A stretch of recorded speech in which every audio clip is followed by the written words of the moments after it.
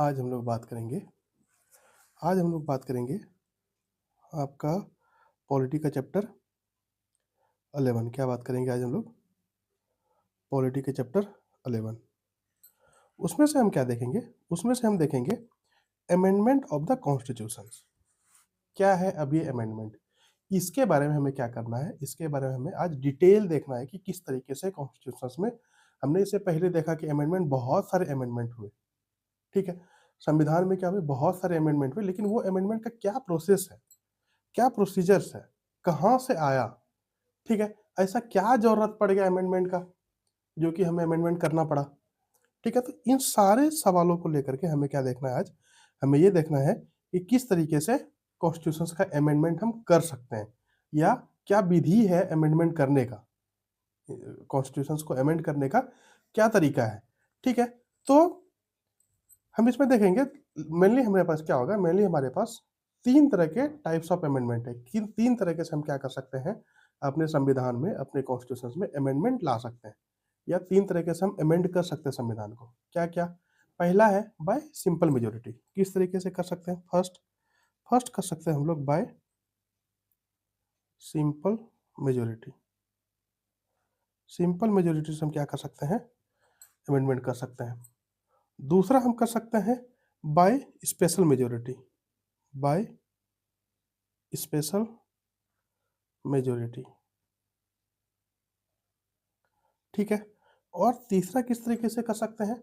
तीसरा हम कर सकते हैं bye special majority along with consent of state. Means special majority के साथ साथ क्या होना चाहिए?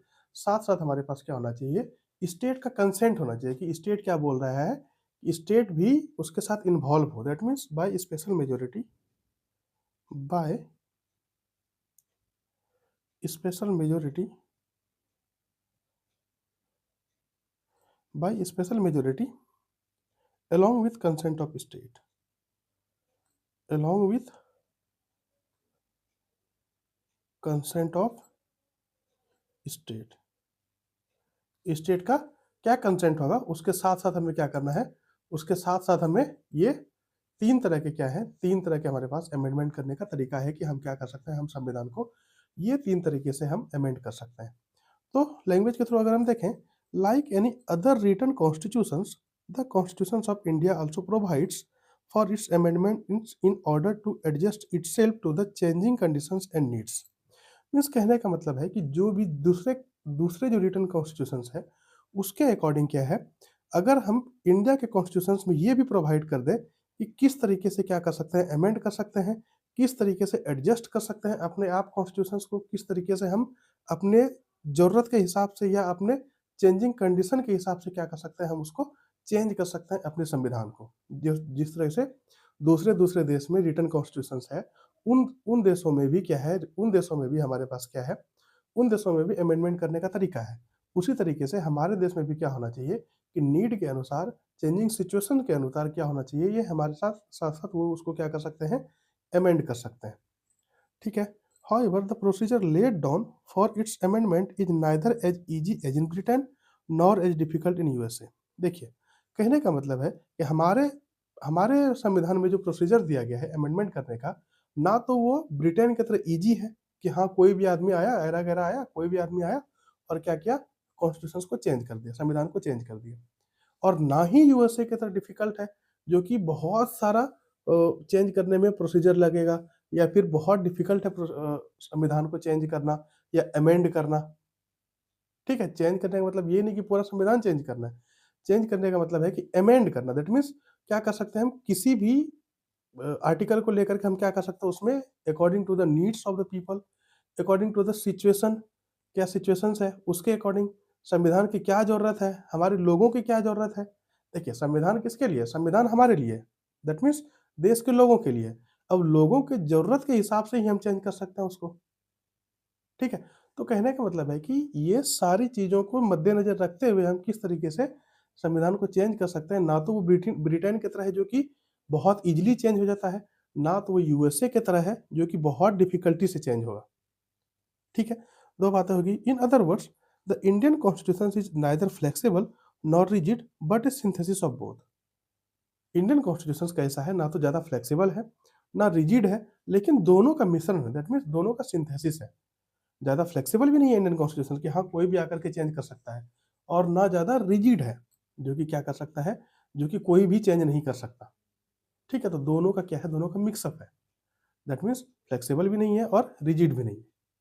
ठीक है, article 368 in part 20 of the Constitution deals with the powers of Parliament to amend the Constitution and its procedures. Means article 368 जो कि पार्ट 20 में दिया हुआ है, आर्टिकल 368 जो पार्ट 20 में दिया हुआ है, वो क्या कहता है, वो इस बात से डील करता है या इस बात का पावर देता है पार्लियामेंट को कि क्या कर सकता है, वो कॉन्स्टिट्यूशंस को उसके प्रोसीजर्स के अनुसार क्या कर सकता है, उसको उसको अमेंड कर सकता है। मीन्स मेरा कहने का मतलब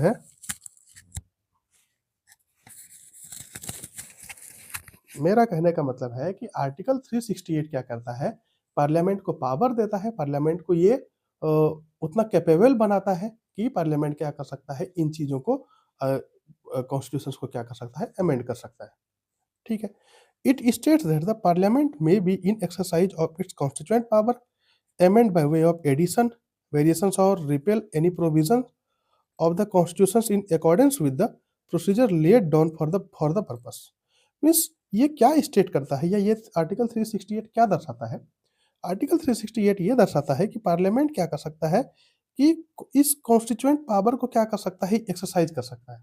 किस तरीके से, या तो वो क्या कर सकता है, अमेंड किस तरीके से कर सकता है, किसी भी चीज को ऐड करके अमेंड कर सकता है, या उसमें कुछ ना कुछ वेरिएशन ला सकता है और उसको रिपील कर सकता है, किसी भी प्रोविजन को, कॉन्स्टिट्यूशंस के किसी भी प्रोविजन को क्या कर सकता है, तो अमेंड कर सकता है, रिपेल कर सकता है। ठीक है, और कोई भी प्रोविजन ऑफ द अपने प्रोसीजर्स जो भी जिस पर्पस के लिए यूज किया गया है, जिस पर्पस के लिए यूज कर सकते हैं, उस पर्पस में वो यूज कर सकता है, ऐड में भी यूज कर सकता है, वो रिपेल में भी यूज कर सकता है, मे भी हो सकता है वो वेरिएशन ला सकता है। ठीक है, however the parliament cannot amend those provisions which form the basic structure of the constitutions। this was ruled by the supreme court in the Keshavananda Bharati case 1973। जबकि पार्लियामेंट ये क्या कर सकता है, पार्लियामेंट में एक प्रोविजन लाया गया जो कि basic structure of the constitution को चेंज नहीं कर सकता। जो केशवानंद भारती केस 1973 में आया, उसमें क्या हुआ, उसमें यह बोला गया कि अब basic structure of the constitution को चेंज नहीं कर सकते। आप कॉन्स्टिट्यूशन के हर एक पार्ट को चेंज कर सकते हैं, लेकिन बेसिक स्ट्रक्चर को चेंज बिल्कुल नहीं कर सकते। अब basic structure of the constitution क्या है, बेसिक स्ट्रक्चर ऑफ द या डॉक्ट्रिन ऑफ बेसिक स्ट्रक्चर क्या है, ये हम नेक्स्ट टॉपिक में पढ़ेंगे इसके तुरंत बाद। ठीक है, तो कहने का मतलब ये है कि आप क्या कर सकते हैं, आप अमेंड कर सकते हैं, आप कॉन्स्टिट्यूशन के किसी भी प्रोविजन को अमेंड कर सकते हैं, किसी भी प्रोविजन में वेरिएशंस ला सकते हैं, किसी भी जगह पे ऐड कर सकते हैं चीज़ों को, लेकिन क्या है, लेकिन बेसिक स्ट्रक्चर के साथ कोई छेड़छाड़ नहीं होगा। ये केशवानंद भारती केस में वर्डिक्ट आया हुआ है। ठीक है, उसके बाद अब देखते हैं, अब हमने क्या पढ़ना है कि क्या प्रोसीजर्स है अमेंड करने का, संविधान को अमेंड करने का क्या प्रोसीजर्स है, इन चीज़ों को देखना अब हमें ये देखना है। तो procedures for the amendment of the constitution as laid down in article 368 is as follow. जो क्या दिया हुआ है, an amendment of the constitution can be initiated only by the introduction of a bill for the purpose in either house of the parliament and not in the state legislature। Means कहने का मतलब है कि bill, जिस भी चीजों को, जिस भी कॉन्स्टिट्यूशन को, जिस भी पार्ट को चेंज करना है, जिस भी पार्ट को अमेंड करना है, वो बिल क्या होगा, वो बिल क्या होगा, either house of the parliament में इंट्रोड्यूस्ड होगा। That means either house of the parliament कहने का मतलब है लोकसभा या राज्यसभा में वो इंट्रोड्यूस होगा बिल। ठीक है, और वो बिल को कौन इंट्रोड्यूस करेगा, वो बिल को इंट्रोड्यूस करेगा या तो कोई मिनिस्टर्स या तो कोई प्राइवेट मेंबर। प्राइवेट मेंबर क्या होता है, प्राइवेट मेंबर है वो मेंबर ऑफ पार्लियामेंट है, लेकिन क्या है, वो मिनिस्टर्स नहीं है। एमपी तो है लेकिन वो कोई मिनिस्टर्स नहीं है, उसी को क्या बोलते हैं हम लोग, उसी को बोलते हैं प्राइवेट मेंबर। तो इस बिल को कौन इंट्रोड्यूस करेगा, either house of the parliament में, या तो मेंबर ऑफ पार्लियामेंट हो, या लोकसभा हो या राज्यसभा हो, इसमें से कौन बिल को रिप्रेजेंट करेगा या कौन बिल को इंट्रोड्यूस करेगा, वो कौन करेगा, वो करेगा आपका या तो मिनिस्टर्स करेगा या तो फिर प्राइवेट मेंबर करेगा। ठीक है, उसके बाद इसमें ये भी बोला गया कि ये दोनों रिप्रेजेंट करेंगे, इसमें प्रेसिडेंट का ऑर्डर लेने का प्रायर पहले प्रेसिडेंट का ऑर्डर लेने का कोई जरूरत नहीं है। दैट मीन्स बिल को प्रेजेंट करने से पहले प्रेसिडेंट का कोई परमिशन की जरूरत नहीं है, कोई रिक्वायरमेंट नहीं है। ठीक है। The bill must be passed in each house by special majority. Bill क्या होना चाहिए? बिल पास होना चाहिए प्रत्येक हाउस से किस तरीके से? Bye special majority. That is majority of total membership of the house and a majority of 2/3 of the members of the house present and voting. Means कहने का मतलब, अब देखिए, अब यहाँ पर बात होगी स्पेशल मेजोरिटी की। स्पेशल मेजोरिटी क्या होता है? हमने बात कर लिया ना। अब यहाँ पर बात आ जाती है हमारी स्पेशल मेजोरिटी कि अब मेजोरिटी क्या होता है, स्पेशल मेजोरिटी क्या होता है? स्पेशल मेजोरिटी होता है total membership of the house, उस हाउस के total members and a majority of 2/3 of the members of the house present and voting. या तो क्या होना चाहिए? या तो क्या होना चाहिए? मेजोरिटी ऑफ द मेंबर्स के मेजोरिटी में आना चाहिए, या तो क्या होना चाहिए? जो प्रेजेंट और वोटिंग, जो वहां पर प्रेजेंट है और जो वोट कर रहा है, उसमें से 2/3 ऑफ द मेंबर्स का मेजोरिटी होना चाहिए। दैट मीन्स कहने का मतलब है, अगर हमारे पास लोकसभा में सीट 460 है, 460 प्रेजेंट है, ठीक है, उसमें से 450 ने क्या किया? 450 ने वोटिंग किया। अब 450 ने वोटिंग किया तो हमें हमें मेजोरिटी के लिए कितना चाहिए? मेजोरिटी के लिए चाहिए हमें 50% प्लस 1। That means 226। अगर 450 ने ही वोट किया, 450 नहीं वोट किया और 10 लोगों ने वोट नहीं किया, तो उसको काउंट नहीं किया जाएगा। दैट मीन्स हमें किस बात को लेकर के काउंट करना पड़ेगा? हमें काउंट करना पड़ेगा 450 जिसने वोट किया। 460 प्रेजेंट है, लेकिन जिसने वोट किया वो हमारा क्या होगा? वो हमारा होगा स्पेशल मेजोरिटी। सॉरी, वो हमारा क्या होगा? वो हमारा होगा, सॉरी, ये हम बात कर लिए सिंपल मेजोरिटी। ये हमने क्या बात करा? ये हमने बात करा सिंपल मेजोरिटी की। ठीक है। तो कहने का मतलब है कि देखिए, हमने क्या बात करा कि ईच हाउस में स्पेशल मेजोरिटी के लिए हमें क्या चाहिए? Majority of the total membership का majority of the house and majority of 2/3 of the members of house present and voting. Means 2/3 members of the house present and voting. Each house must pass the bill separately. In case of disagreement between the two houses, there is no provisions for holding a joint sitting of the two houses for the purpose of deliberations and passage of the bill. अगर ये bill में इस प्रत्येक house में क्या कर दिया जाएगा? इस बिल को सेपरेटली दिया जाएगा। प्रत्येक हाउस में इस बिल को सेपरेटली दिया जाएगा। हमने क्या बात करा? हमने बात करा स्पेशल मेजोरिटी की। हमने बात करा अभी स्पेशल मेजोरिटी की। स्पेशल मेजोरिटी की अगर हमने बात करा, स्पेशल मेजोरिटी अब है क्या? स्पेशल मेजोरिटी अब है क्या?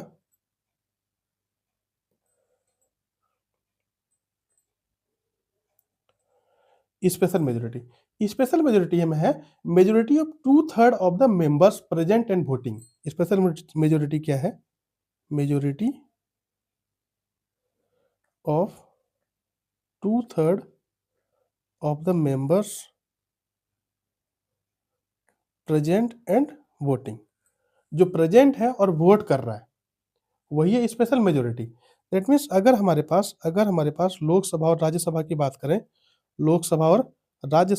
करें, अगर लोकसभा में हमारे पास 543 सीट्स है, उसमें से प्रेजेंट हमारे पास 460 ही है, और उसमें से प्रेजेंट इतना है, प्रेजेंट होने के बाद 450 ही हमारे पास, हमने बात कर ली थी अभी कुछ देर पहले, 450 ही हमारे पास क्या है? ये प्रेजेंट है, और 450 ही क्या कर रहा है? वोटिंग कर रहा है। तो हमें क्या चाहिए? हमें स्पेशल मेजोरिटी के लिए चाहिए, हमें मेजोरिटी के लिए चाहिए 50% प्लस 1। दैट मीन्स हमें कितना चाहिए? हमें टोटल कितना सीट चाहिए? हमें टोटल सीट चाहिए हमें टोटल सीट चाहिए कितना? हमें टोटल सीट चाहिए मेजोरिटी लाने के लिए कितना चाहिए? 450 का अगर 2/3 करें, 450 का अगर हम 2/3 करें और इंटू 450 करें, तो क्या होना चाहिए हमारे पास? सीट टोटल 300 सीट आना चाहिए। अगर हमारे पास 300 मेजोरिटी आ गया, दैट मीन्स वो क्या है? वहां से बिल वो पास हो जाएगा, ठीक है। 543 कहने का मतलब है, ये 543 में अगर हमें मेजोरिटी लाना है, दैट मीन्स 50% प्लस 1 होगा, तो हमारे पास क्या होगा? 272 सीट्स आना चाहिए। या तो ये हो जाए, या तो फिर ये हो जाए, तभी हमारा क्या होगा, तभी हमारा लोकसभा से चीजें पास होंगी।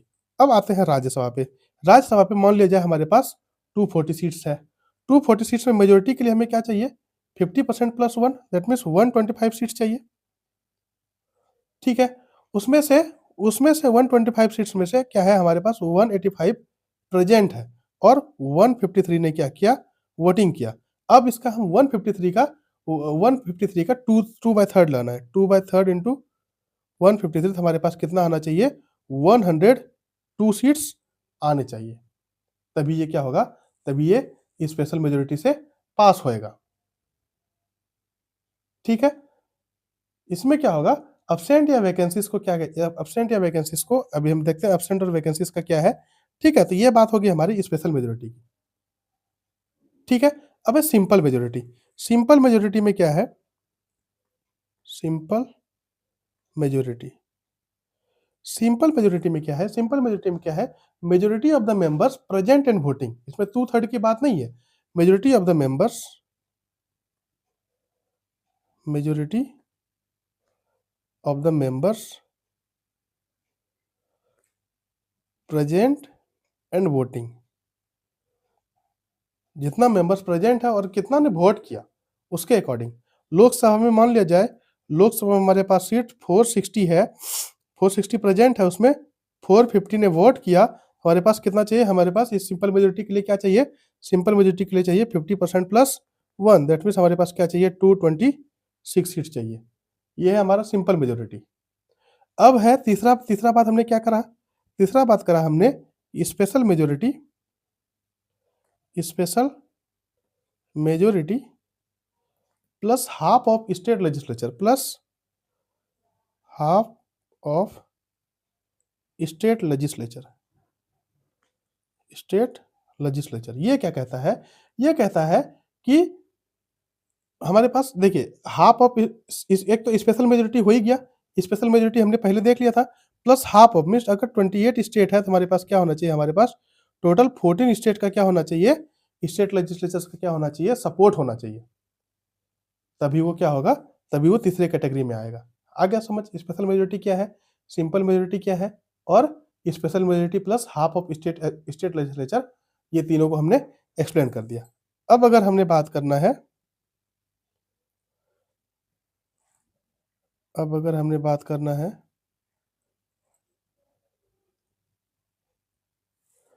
ठीक है, ये बात होगी हमारी, the bill must be passed in each house by special majority.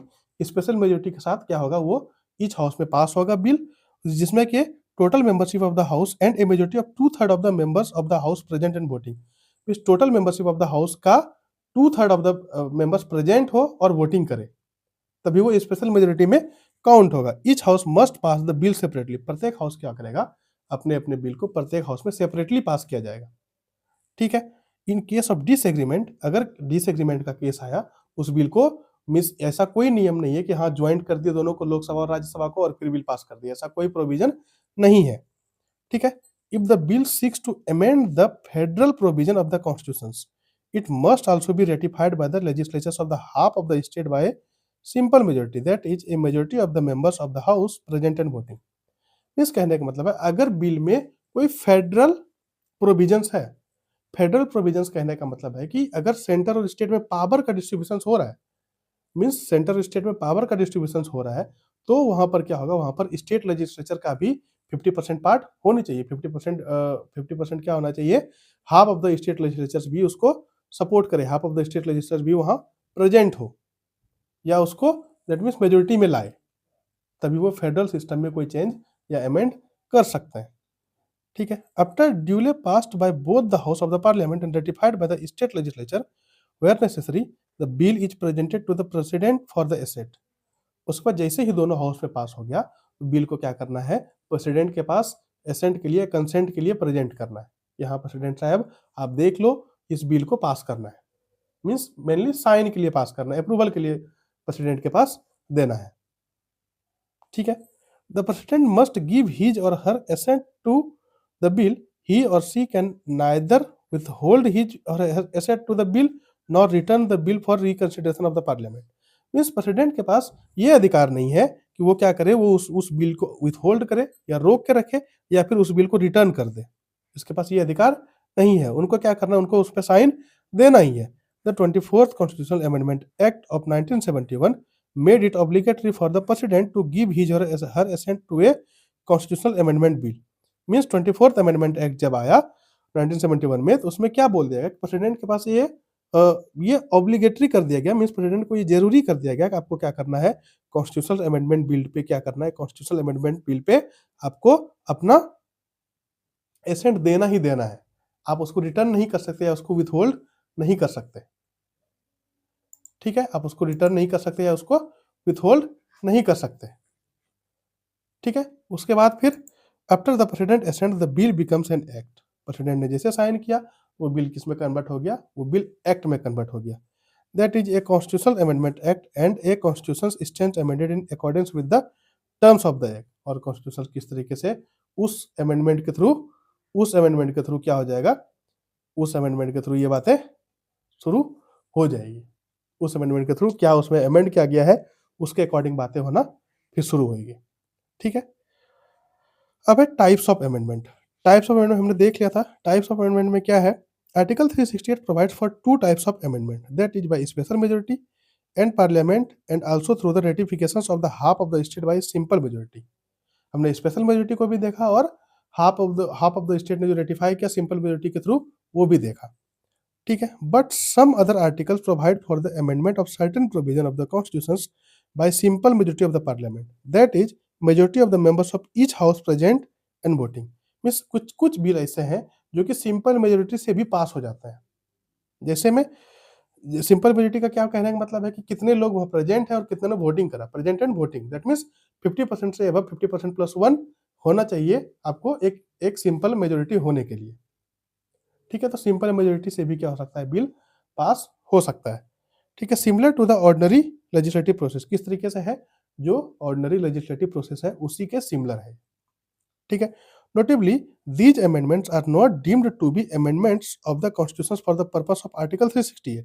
ये अमेंडमेंट ऐसा नहीं बोला गया है कि इस पर्पस किसके आर्टिकल 368 के पर्पस से अमेंडमेंट किया जाए। Therefore the constitutions can be amended in 3 वे, इसलिए कॉन्स्टिट्यूशंस को 3 तरीके से अमेंड कर सकते हैं। क्या क्या तरीका है, amendment by simple majority of the parliament, amendment किससे कर सकते हैं, पार्लियामेंट के सिंपल मेजोरिटी से अमेंड कर सकते हैं। उसके बाद amendment by special majority of the parliament, किससे कर सकते हैं, special majority of the parliament से अमेंड कर सकते हैं। उसके बाद amendment by special majority of the parliament and the ratifications of half of the state legislatures. Means special majority parliament का तो होना ही चाहिए, लेकिन ratifications by half of the state legislature, half of the state legislature से भी क्या होना चाहिए, रेटिफाइड होना चाहिए।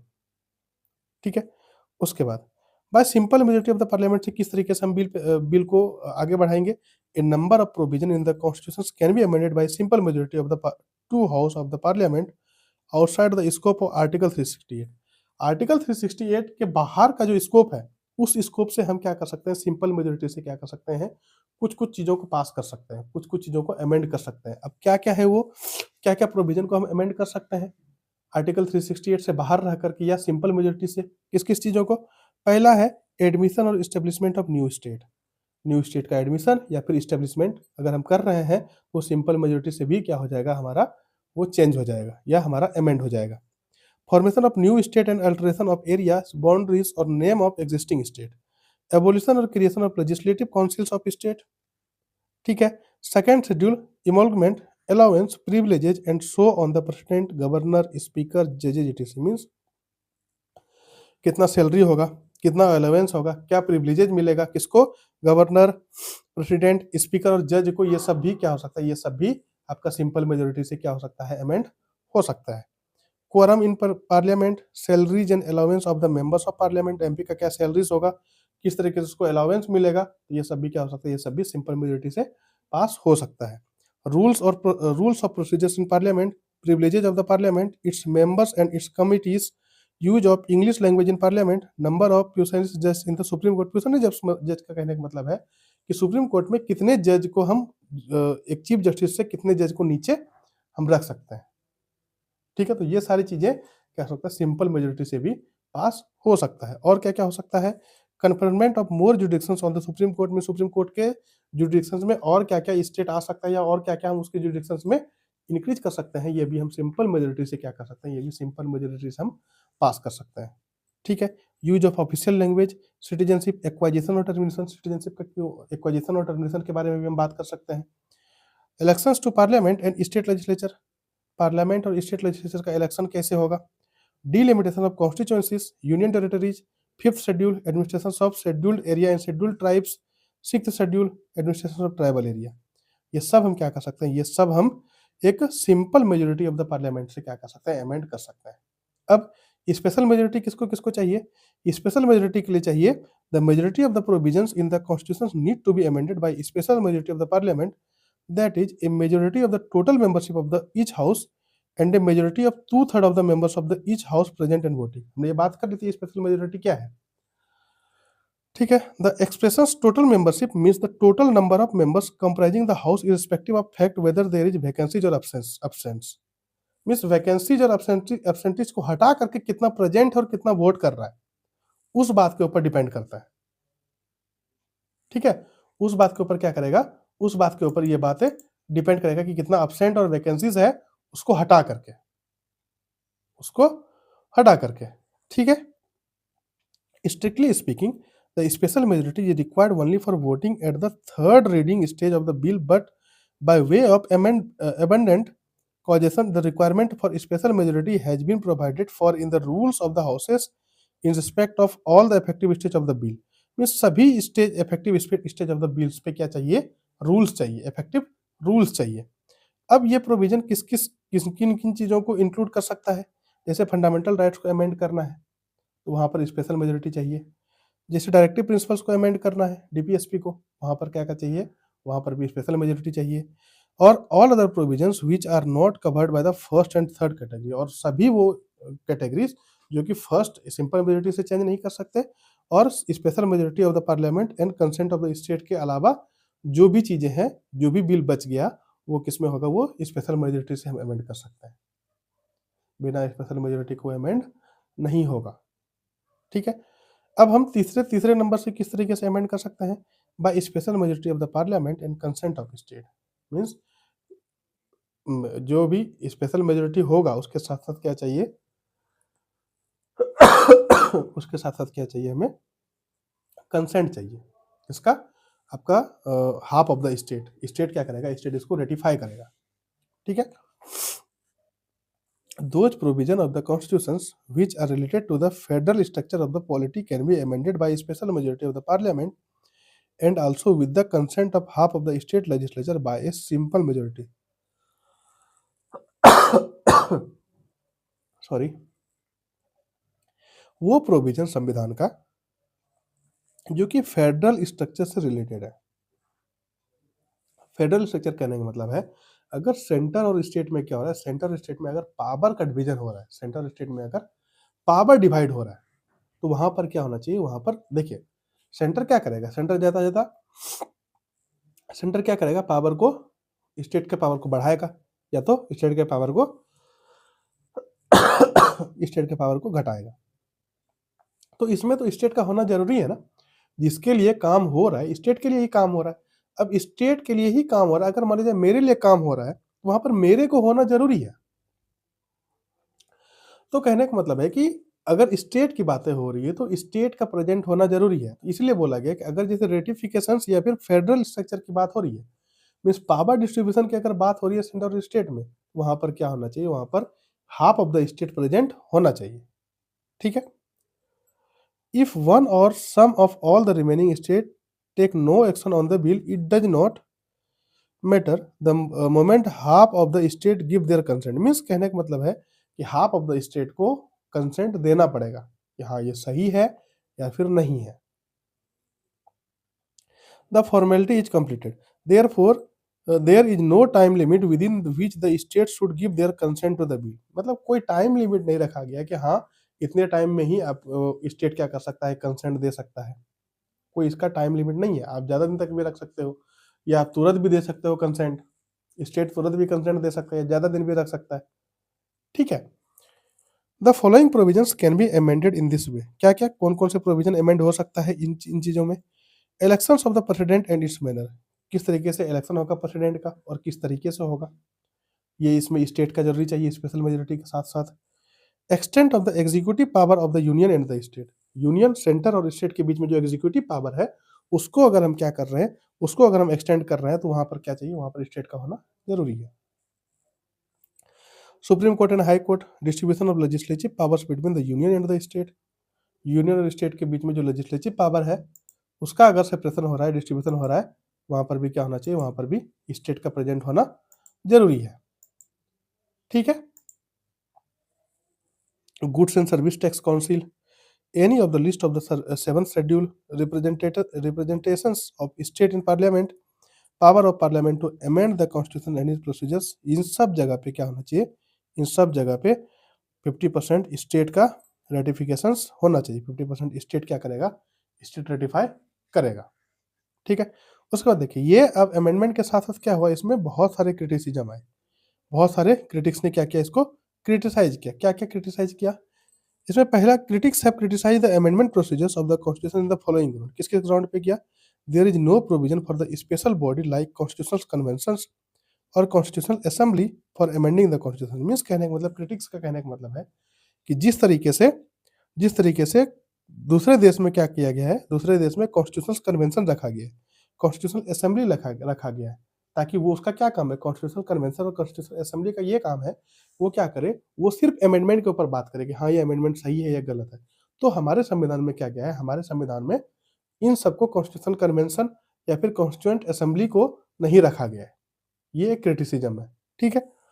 The constituent power is vested in the parliament and only in few cases and in state legislature, means जो भी power है वो सिर्फ पार्लियामेंट के पास है, स्टेट लेजिस्लेचर के पास नहीं है। The power to initiate an amendment to the constitution lie with the parliament, means amendment को इनिशिएट करना भी किसके पास रखा गया है, पार्लियामेंट के पास रखा गया है। Hence, unlike in USA, the state legislature cannot initiate any bill or proposal for amending the constitution except in one cases। जैसे यूएसए में क्या किया गया, यूएसए में स्टेट लेजिस्लेचर के पास भी क्या कर दिया, कुछ पावर दिया गया है। लेकिन हमारे देश में क्या है, हमारे देश में स्टेट लेजिस्लेचर के पास कोई भी पावर नहीं है, एक्सेप्ट, क्या उसके पास पावर है, एक्सेप्ट ये पावर है, passing resolution requesting the parliament for the creation और एबोलिशन ऑफ लेजिस्लेटिव काउंसिल, सिर्फ लेजिस्लेटिव काउंसिल्स को बनाना और लेजिस्लेटिव काउंसिल्स को कैंसिल करना, एबॉलिश करना, यही पावर है स्टेट लेजिस्लेचर के पास, और कोई पावर, अमेंडिंग पावर नहीं है स्टेट लेजिस्लेचर के पास, सारे पावर किसके पास है, पार्लियामेंट के पास है। ठीक है। In the state here also the parliament can either approve or disapprove such resolution or may not take any actions on it. यहाँ पर क्या किया गया है, यहाँ पर पार्लियामेंट के पास अप्रूवल और डिसअप्रूवल का भी रेजोल्यूशन है, चाहे वो इसको अप्रूव करे या फिर इसके ऊपर may not take any action, या फिर उसको कोई एक्शन ना ले। ठीक है। तो ये सारी ये बातें क्या होगी, ये बातें क्रिटिसिज्म की बात है। उसके बाद थर्ड क्रिटिसिज्म क्या हुआ, थर्ड क्रिटिसिज्म हुआ, major part of the constitution can be amended by the parliament alone either by special majority or by simple majority. Major part of the constitution, constitution के major part को क्या कर सकते हैं, parliament क्या कर सकता है, अमेंड कर सकता है स्पेशल मेजोरिटी के थ्रू या बाय सिंपल मेजोरिटी। या तो स्पेशल मेजोरिटी के थ्रू पार्लियामेंट इसको चेंज कर सकता है, अमेंड कर सकता है, या फिर सिंपल मेजोरिटी के थ्रू इसको अमेंड कर सकता है। Only in few cases the consent of the state legislature is required, सिर्फ कुछ केसेस में स्टेट लेजिस्लेचर का कंसेंट दिया गया है। हमने देखा था अभी थर्ड में कि स्टेट लेजिस्लेचर का किस किस चीजों पे कंसेंट जरूरी है। ठीक है। And that too only half of them while in USA it is 3/4 of the state, means USA में क्या है, यूएसए में 3/4 ऑफ द स्टेट क्या कर सकता है, इसमें स्टेट लेजिस्लेचर में अपना योगदान देगा। इसीलिए क्या, इसीलिए यूएसए का कॉन्स्टिट्यूशन अमेंड करना बहुत मुश्किल है, यही कारण है। ठीक है। The constitution does not prescribe the time frame within which the state legislature should ratify or reject an amendment submitted to them. Constitution कोई भी टाइम फ्रेम नहीं किया है, कोई भी स्टेट लेजिस्लेचर के लिए टाइम फ्रेम नहीं किया है कि हाँ इतने टाइम में आपको ये दे देना है या इतने टाइम तक आपको नहीं रखना है, ऐसा कोई टाइम फ्रेम स्टेट लेजिस्लेचर के लिए नहीं किया गया है। ठीक है। Also it is silent on the issue whether the state can withdraw their approval after according to the same, means ये या तो क्या कर सकता है, ये साइलेंट रखा गया कि या ये इशू अगर है किसी स्टेट को तो वो उसको विथड्रॉल कर सकता है, इसको अप्रूवल कर सकता है अकॉर्डिंग टू द सेम। अगर उसके पास टाइम लिमिट होगा तो वो क्या करेगा, उसको विथड्रॉल करेगा या फिर उसको अप्रूव करेगा। लेकिन ऐसा क्या किया गया है, ऐसा कोई टाइम लिमिट नहीं दिया गया है। There is no provision for holding a joint sitting of both the houses of the parliament. दोनों हाउसेज ऑफ द पार्लियामेंट का ज्वाइंट सिटिंग का कोई प्रोविजन नहीं है। If there is a deadlock over the passage of the constitutional amendment bill, on the other hand a provision for the joint sitting is made in the case of ordinary bill. Means क्या है, अगर deadlock over the passage of the constitutional amendment bill, अगर वहां पर deadlock हो गया constitutional amendment bill के passage में, तो क्या होगा, वो प्रोविजन ज्वाइंट सिटिंग में ऑर्डिनरी बिल के थ्रू क्या हो सकता है, provision for the joint sitting is made in case of ordinary bill. Ordinary bill के केस में ज्वाइंट सिटिंग को बनाना चाहिए था। The process of amendment is similar to that of legislative process. Amendment का प्रोसेस किस तरीके से है, सिमिलर है लेजिस्लेटिव प्रोसेस के थ्रू। कैसे, except for the special majority के अलावा। The constitution amendment bills are to be passed by the parliament in the same way as ordinary bill. जिस तरीके से ऑर्डिनरी बिल पास होता है उसी तरीके से क्या होना चाहिए, उसी तरीके से क्या होना चाहिए, उसी तरीके से सारे accept for the special majority के अलावा कॉन्स्टिट्यूशन अमेंडमेंट बिल उसी तरीके से पास होना चाहिए जैसे कि ऑर्डिनरी बिल पास होता है। ठीक है। The provision relating to the amendment procedures are too sketchy, बहुत ज्यादा स्केची है। Hence they leave a wide scope for taking the matters to the judiciary. इसलिए ये बहुत ज्यादा स्कोप बढ़ जाता है कि कोई भी मैटर हुआ लोग जुडिशरी लेकर के पहुंच गए, बहुत ज्यादा स्केची होने के कारण। ठीक है। Despite this defect it can not be denied that the process has proved to be simple and easy and has succeeded in meeting the change needs and conditions. इतने डिफेक्ट होने के बावजूद भी हम इस बात डिनाई नहीं कर सकते कि जो भी प्रोसेस प्रूव्ड हुआ है वो सिंपल और इजी है और सभी मीटिंग में इसको सक्सीड मिला है, सभी मीटिंग में ये सक्सेस हुआ है। The procedures is not so flexible as to allow the ruling parties to change it according to their whims. ये प्रोसीजर्स इतना भी ज्यादा इजी नहीं कर दिया गया है कि जो रूलिंग पार्टी है वो किसी भी तरीके से अपने अपने अपने इच्छा के अनुसार चेंज करता है जैसे कॉन्स्टिट्यूशन, ऐसा भी नहीं है। ठीक है। Nor it is so rigid as to incapable adapting itself to the changing needs. ना तो ये इतना ज्यादा डिफिकल्ट है कि जो चेंजिंग नीड्स है उसके अकॉर्डिंग वो अडेप्ट नहीं हो रहा है। It is rightly said by K C Wheare strikes a good balance between flexibility and rigidity. K C Wheare के थ्रू क्या कहना था कि ये क्या है, ये एक गुड बैलेंस कर रहा है फ्लेक्सिबिलिटी और रिजिडिटी के बीच में। In this context Pandit Jawaharlal Nehru said in the constituent assembly, while we want this constitutions to be as solid and permanent as we can make it। Pandit Jawaharlal Nehru ने कॉन्स्टिट्यूएंट असेंबली में क्या बोला था, कॉन्स्टिट्यूएंट असेंबली में बोले थे कि हम क्या चाहते हैं, हम चाहते हैं ऐसा संविधान जो कि परमानेंट हो और सॉलिड हो। There is no permanence in the constitution, और वहां पर कोई परमानेंस ना हो संविधान में क्या हो, संविधान में कोई परमानेंस ना हो। There should be a certain flexibility, वहां पर कुछ क्या होना चाहिए, वहां पर कुछ फ्लेक्सिबिलिटी होना चाहिए। If you make any constitution rigid and permanent you stop the Nations growth. अगर आप कोई भी संविधान को क्या करोगे, अगर आप कोई भी संविधान को रिजिड और परमानेंट कर दोगे, आप क्या कर रहे हो, आप नेशंस के ग्रोथ को स्टॉप कर रहे हो, आप नेशंस के ग्रोथ को रोक रहे हो। ठीक है। The growth of living vital और ऑर्गेनिक पीपल, मीन्स जो लिविंग लोग हैं, जो वाइटल लोग हैं, जो ऑर्गेनिक पीपल है, उसके ग्रोथ को आप स्टॉप कर रहे हो अगर आपने संविधान को क्या कर दिया, अगर आपने संविधान को ज्यादा रिजिड बना दिया तो, ज्यादा क्या बना दिया, ज्यादा अगर रिजिड बना दिया तो। ठीक है। Similarly, Dr. B.R. Ambedkar observed in the Constituent Assembly that the Assembly has not only refrained from putting a seal of finality and infallibility upon the Constitution by denying the people to right to amend the Constitution as in Canada, or by making the amendment of the Constitution subject to the fulfillment of extraordinary terms and conditions as in America and Australia। Means B R Ambedkar ने constituent assembly में क्या observe किए थे कि assembly है वो सिर्फ रिफरेंड इसलिए नहीं किया गया है कि उसके ऊपर सील लगा जाए फाइनल का, सिर्फ फाइनल का सील लगा जाए, उसके ऊपर क्या करिए, कुछ लोगों को डिनाई भी किया गया, जैसे कि right to amend the constitution as in Canada. Canada में क्या है, कनाडा में है right to amend the constitution people के द्वारा। लोग क्या कर सकते हैं, लोग अपने कॉन्स्टिट्यूशन को अमेंड कर सकते हैं, उन चीजों को डिनाई किया गया। और by making the amendment of the constitution subject to the fulfilment of extraordinary terms and conditions in America और ऑस्ट्रेलिया, और अमेरिका और ऑस्ट्रेलिया में जो एक्स्ट्राऑर्डिनरी टर्म्स है उन चीजों को भी क्या कर दिया गया, उन चीजों को भी अमेंडमेंट प्रोसेस में लाया गया। ठीक है। But it has provided for a फैसाइल procedures for amending the constitutions. Cassewares has admired the variety of amendment procedures contained in the Constitutions of India. Cassewares ने ये एडमिट किया कि बहुत सारे वैरायटी है अमेंडमेंट प्रोसीजर्स में जो कि इंडिया के संविधान में है, जो कि इंडिया के संविधान में कंटेंट है, ठीक है। He said this variety in the amending process is wise but rarely found. According to the Gabriel Austin, the amending process has proved itself one of the most ably conceived aspect of the constitutions. Means कहने का मतलब है कि जो ग्रेवनिल Austin ने बोला the amending process has proved itself one of the most able conceive aspect of the constitution. Means इन्होंने क्या अमेंडिंग प्रोसेस को क्या प्रूव किया, ये मोस्ट एबल कंसीव्ड एस्पेक्ट है कॉन्स्टिट्यूशंस का। Although it appears complicated it is merely diverse, जबकि ये कॉम्प्लिकेटेड है और ये मेयरली डाइवर्स्ड भी है, ठीक है। ये बातें हमने क्या कर ली, ये बातें कर ली हमने अमेंडमेंट प्रोसेस की, यहाँ किस किस तरीके से अमेंड हो सकता है, ठीक है। ये टॉपिक हमारा यहीं खत्म हुआ। तब तक के लिए thank you so much, take care, good bye, जय हिंद जय भारत। नेक्स्ट टॉपिक हम क्या करेंगे, basic structure of the constitution, क्या बात करेंगे, basic structure of the constitution के लिए, ठीक है।